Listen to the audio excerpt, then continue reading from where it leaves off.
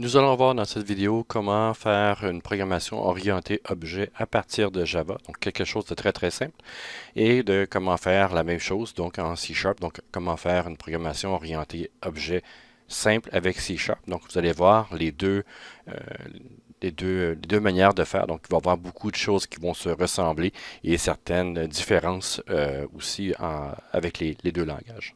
Donc, si on commence avec celui de Java, donc ce que j'ai ici, c'est la classe main. Donc, j'ai fait un nouveau projet avec une classe main pour débuter, donc une classe statique ici. Et si je fais play, évidemment, je n'ai rien à l'intérieur de ça. Ce que je peux faire ici, c'est de créer une nouvelle classe Java. Donc, je vais mettre ici une nouvelle classe. La classe, je vais l'appeler personne. Donc, ici, nouvelle classe personne qui se trouve être ici.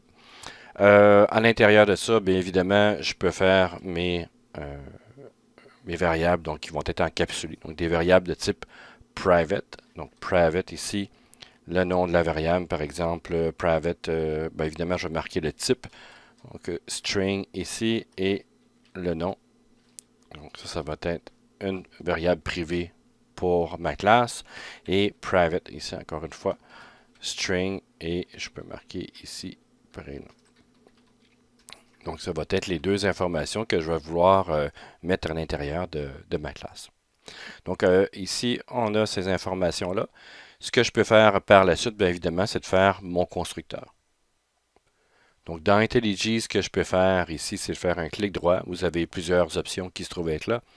Vous avez Generate ici, donc insérer, ça fonctionne aussi, c'est les raccourcis. Et à l'intérieur de ça, donc j'ai plusieurs choses que je peux faire. Donc, le constructeur. Et dans le constructeur, ben, je peux décider qu'est-ce que je veux avoir comme élément pour faire la construction de ma classe, donc qui va devenir un objet dans ce cas ici. Donc, je peux sélectionner mes éléments et faire OK. Donc, dans ce cas ici, ça crée mon constructeur, donc personne, et je vais avoir string nom et prénom, et qui va mettre ici les informations nom et prénom à l'intérieur de mon objet, donc dans mes variables qui sont privées ici. Donc, par la suite, évidemment, donc ça, c'est pour le constructeur. Je peux aller créer ici, generate un élément toString. Donc, lorsque je veux faire afficher mes informations de manière textuelle, donc j'ai toString ici. Donc, il me crée déjà l'affichage.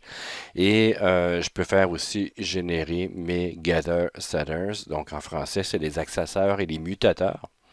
Donc, je peux faire ici generate et vous avez Getter and Setter, donc ici, et je peux sélectionner mes éléments et j'ai mes Get Set qui sont déjà faits. Donc c'est relativement facile avec IntelliJ donc de faire ces informations-là, donc de rajouter ces bouts de code-là. Donc ce que ça permet de faire ici, c'est de pouvoir faire accéder aux variables donc internes encapsulées dans la classe ici et de faire d'accéder puis d'aller modifier ces informations-là, puis d'afficher un élément toString, donc de pouvoir afficher le tout en élément textuel. Donc, je n'irai pas plus loin que ça pour Java. Donc, j'ai fait deux éléments string ici privés et un constructeur pour créer les éléments. Donc, string, getter, setters et toString. Donc, on a ici ce qu'on va pouvoir utiliser à l'intérieur de ça. Donc, évidemment, à l'intérieur du main ici, ben, ce que je vais faire, c'est que je vais faire un P. Donc, ça veut dire ici un nouvel élément personne. Donc, je vais mettre P, c'est pas c'est pas le nom de variable le mieux, mais bon, c'est ce que je vais utiliser. Donc, il va être égal ici à new, nouvelle personne, donc une nouvelle instance de personne. Et à l'intérieur de ça, on peut voir que je peux mettre ici le nom et le prénom. Donc, par exemple, le nom, je vais marquer, tiens, nom. Et ici, je vais marquer évidemment à l'intérieur de ça. Donc, le prénom, ça va être prénom. Donc, je n'ai pas donné d'informations très très précises pour ça. Donc, évidemment, point virgule à la fin. Je peux faire afficher dans la barre, dans la console ici d'IntelliJ, donc Set. En faisant ça, ça permet de faire afficher, de faire écrire automatiquement le système .out.println. Ben, je peux faire ici P tout simplement. Donc, l'élément P. Et je pourrais faire aussi, faire afficher à l'intérieur de ça, ben, get nom, par exemple. Donc, ça, je pourrais aller chercher le nom. Et je pourrais aussi changer le nom. Par exemple, ben, tiens, je vais faire un get prénom ici. Et je vais changer ici système.out. Donc, j'aurais pu faire aussi ça directement. Ou, tiens, non, ce que je vais faire ici, là-dedans, c'est de faire p.set set prénom. Et on va l'appeler, par exemple, Bob. Donc, vous avez les modifications qui sont là et les accès. Donc, si je fais play ici, je devrais avoir toString, donc c'est nom, prénom, et Bob ici qui est là. Et j'ai le get prénom, puis je pourrais aussi réafficher le P ici pour voir qu'il y a quand même une modification qui a eu lieu. Voilà, donc ça a été modifié. Donc tout ça fonctionne bien. Donc ça, c'est la partie Java. Maintenant, si on le fait avec C Sharp, donc dans Visual Studio, j'ai donc Visual Studio Code, pas Visual Studio Code, mais Visual Studio d'ouvert ici avec C Sharp, donc la base de C Sharp, donc avec une application console, rien de plus. Et on a ici la classe, donc le namespace qui est déjà là, la classe programme, donc j'ai mis ça vraiment de base. Et par la suite, donc on a le main, donc la classe, l'élément statique ici, main, qui permet d'aller de partir mon programme. Donc, si on regarde ici, si on veut comparer avec le Java, donc public class main ici, donc classe programme, c'est pas la même chose, mais ça ressemble en partie. Ici, on a static void, donc si je mets rien au début, c'est que c'est public. Donc, void main, ici, vous avez un peu différent, donc, mais pas grand-chose. String, args, donc c'est pas mal semblable là-dessus. Donc, je pourrais mettre aussi même public ici, mais par défaut, c'est déjà public, donc si je mets rien. Donc, c'est pour ça qu'il n'y a, rien au début. Donc, par la suite, ce qu'on va faire là-dedans, c'est que je vais créer une nouvelle classe ici. Donc, clic droit, et je peux faire ajouter un nouvel élément. Un élément, donc ajouter un nouvel élément. À partir de là, ben, je peux aller chercher une classe C Sharp bien ordinaire. Donc, soit que je cherche ici à l'intérieur, ou sinon, ben, je peux faire aussi une recherche donc avec C Sharp aussi. Donc, ça permet de... Bon, il n'y a pas grand-chose de plus, mais j'ai une classe ici qui est là. Donc, ça me permet d'avoir une classe ici que je peux rajouter. Donc, j'ai la classe, j'aurais peut-être dû la renommer. Je vais la renommer tout de suite ici. Je n'ai pas renommer mes affaires. Donc, je vais faire une classe personne comme ça ici. Donc, oui, renommer ici la classe. À partir de ça, donc, je peux faire à peu près les mêmes affaires. Donc, je vais faire ici private string, évidemment. Donc, string, non.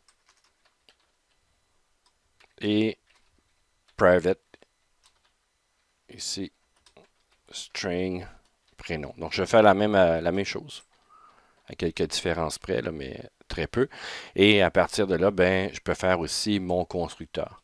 Donc, le constructeur, bien évidemment, je peux aller faire un clic droit ici, par exemple. Donc, dans le Visual Studio, dans le C Sharp ici, ben, je peux aller rajouter des éléments donc, automatiques.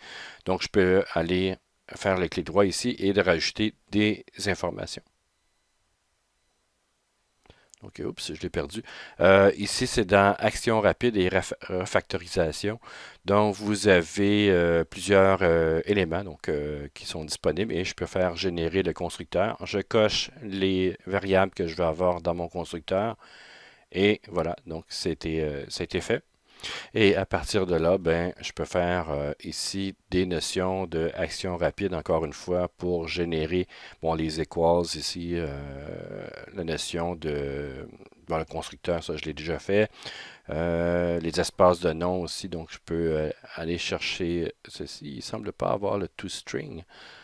On va aller voir ici, est-ce que je l'aurai à l'extérieur. Sinon, c'est pas très très grave. Je vais le refaire à la main. C'est vraiment pas très très très grave pour ça. Donc, pour faire le toString ici, ben évidemment, ça va être public. Donc, override. Donc, je vais faire ici, je vais surcharger la méthode toString. Par défaut, il me rajoute cette information-là. Donc, moi, c'est peut-être pas ça que je vais avoir. Là, je vais mettre quelque chose de hyper simple aussi là-dedans. Donc, return ici, ben, je vais avoir ici tis point, point non ici. Donc, qui va être retourné et je vais faire une concaténation hyper simple. Donc, tis.prénom. Voilà. Donc, ici, il va manquer le plus à l'intérieur de ça. Et je peux faire mes getters et setters pour mes informations. Donc, clique ici sur ça. Je devrais avoir généré, capsulé ici les noms. Donc, les get set ici sont là. Donc, je peux faire getter, setter, donc accesseur, mutateur pour bon, getter, c'est l'accesseur et setter ici, c'est mutateur. Donc, pour aller le nom ici, pour aller modifier le nom, et je peux faire la même chose. Donc, action rapide. Ici, c'est ça, celui-là. Action rapide, c'est bizarre. Ok, c'est vraiment ici, excusez-moi, j'ai pas fait dans le bon. Ici, j'ai gather, setter, ici pour ceci. Donc, j'ai mes deux éléments qui sont faits. Donc, à partir de là, donc on pourrait même comparer, si on veut, avec ici, personne. Donc, les galères, 7 heures ici, je vais mettre en deux fenêtres. Donc, on a les deux éléments, donc public classe ici, classe personne, private, à peu près les mêmes choses. Public personne, donc, de faire le constructeur. Public string ici. Donc, ici, ils ont mis get nom, mais je pourrais mettre nom, donc c'est légèrement différent. Et toString, légèrement différent aussi. Donc, il y a un override ici qui se met en annotation. Donc, ici, ben, l'override se met à l'intérieur. Donc, il y a quelques différences près. C'est relativement la même chose. Et pour aller chercher dans le programme ici, donc, ce que je peux faire, ben, évidemment, ça va être personne. Donc, est-ce que je l'ai mis dans la bonne place ici? Personne. Il me manque quelque chose. Donc, ici, la classe personne qui est là. Personne ici. Le namespace n'est pas le même, donc je vais mettre le même namespace ici de programme, évidemment, dans personne. Donc ici, on sauvegarde ça. Et à partir de là, donc ça devrait fonctionner. Donc, ben, évidemment, personne. Ici, P est égal à new. New person, donc new person de cette manière-là. Et dans personne ici, qu'est-ce que j'ai besoin de mettre? C'est nom et prénom. Donc, nom et prénom ici, point virgule. Pour faire afficher les informations, donc je dois utiliser la console. Donc, console.writeLine ici, P, tout simplement. Donc, je devrais avoir ça. Pour pas que la console se ferme, donc je vais faire ici console.read key. Donc, d'aller lire un élément avant de terminer. Et à partir de là aussi, ben, je peux faire p. Point nom, par exemple, point prénom est égal à Bob. Et je peux faire ici console.writeLine ici p. Ici point non. Donc ça devrait être pas pire comme ça. Et si je fais démarrer, donc je devrais avoir une console qui devrait s'ouvrir avec nom et prénom. Ici, point nom. Et évidemment, si je refais comme dans l'autre, ça va être prénom. Donc, redémarrer ici. Et c'est Bob qui se trouvait être là. Et ici, on compare donc avec ce qu'on a ici avec la notion du main. Donc, ben, on a à peu près les mêmes choses Donc, personne, new person ici, console.write ou plutôt que system.out.println, donc de la console. Ici, ils le font dans une console DOS, en tout cas sensiblement au DOS, et p.setPrénom ici. Donc, on a p.prénom et on pourrait le faire aussi point prénom si on voulait. Et get prénom ici. Donc, on est allé chercher les mêmes informations, puis on a changé les informations, puis on les a affichées. Donc, c'est relativement semblable pour cette partie-ci, donc création de classes et évidemment d'objets pour pouvoir les utiliser en Java et en C#.